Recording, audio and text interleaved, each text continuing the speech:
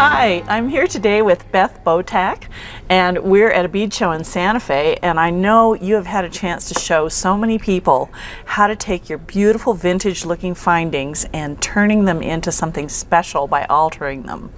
So show me some of what you brought today. Oh, I'd love to show you. Well, first of all, I brought a belt buckle that we did, and the belt buckle is just a belt buckle blank, and what I've done with it is I've done colorization on the metals. So you paint it right on the metal? Yes. Well, what I did was I took it and I added some alcohol inks that you can get at any craft shop, and then I've topped it with Gilder's paste. Gilder's paste is a product, it's a wax-based product, and you can do permanent colorization on metal, wood, gourds, PMC. So it really lasts? It lasts. Permanent. You don't have to put anything over it. You've added other things too, though. You've added fibers and... We did, because it's so wonderful with these pieces. You can take them and you can add fiber to it.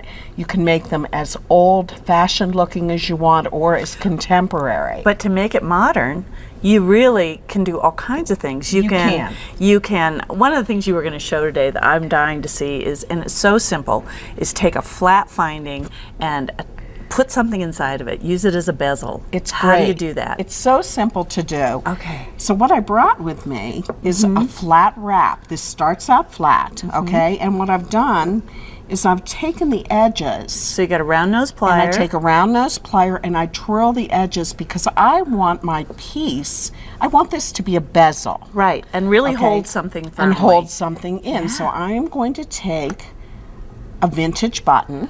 Okay.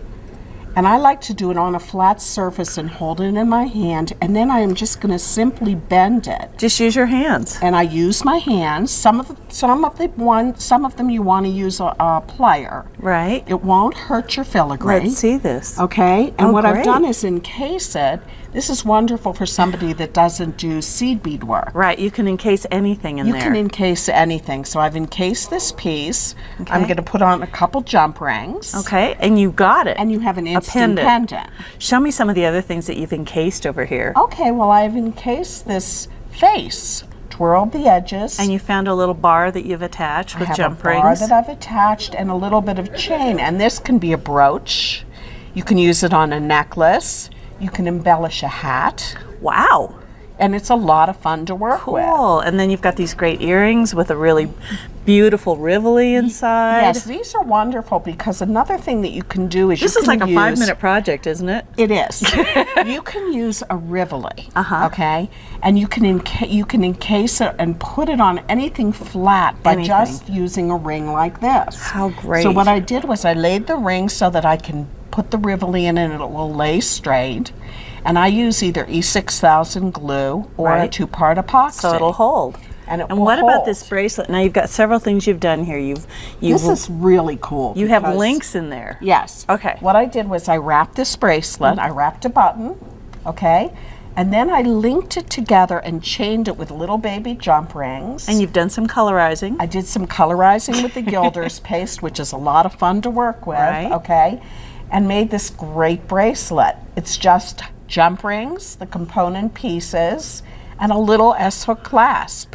Well, and show us one other project that you've got here. You have a necklace that you've made by attaching all different components that could have just been a single pendant, and yet it's a necklace. On the stand, I have a beautiful necklace. Then what I did was take several pieces of filigree. I linked them together with baby jump rings. Simple as that. Simple as that.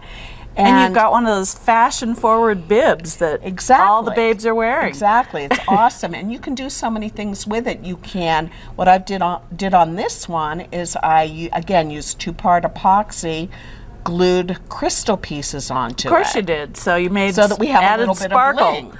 So basically you can attach things, glue things, paint things.